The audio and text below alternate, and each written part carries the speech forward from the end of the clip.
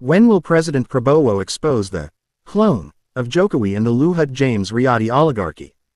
By Christovita Wiloto, Chairman, Strategic Indonesia. This is my analysis, with faith in the Lord Jesus Christ at the center, on when and how President Prabowo Subianto can fully and openly expose the oligarchic network of Luhut Panjaitan and the Riady family, as well as the manipulation of the so-called cloning linked to the presidential figure, to the people of Indonesia.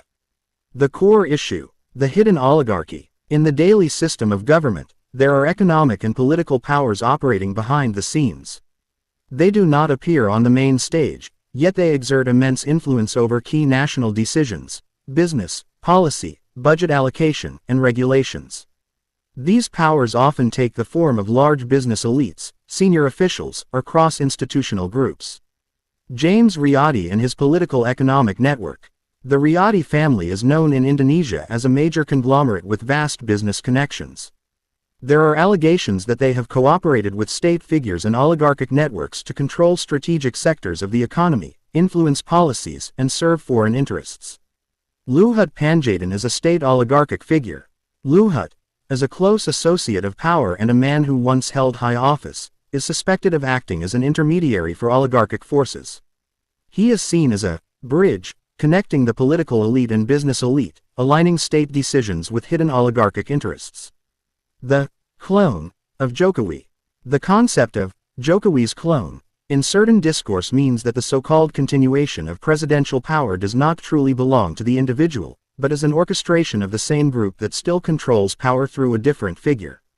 In other words, the face of power changes, but control remains in the same hands. When and how the exposure could happen?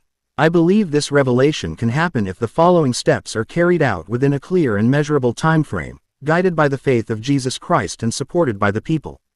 The first 100 days of government.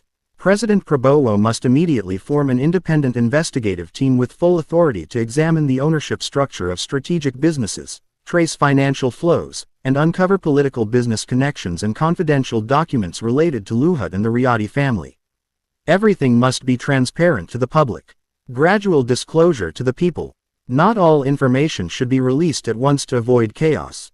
Instead, there should be a strategic chain of revelations, for example, asset transfers, gray companies long hidden, suspicious business agreements with the previous regime, and secret documents proving oligarchic control. All should be disclosed through the media, official institutions, and public hearings.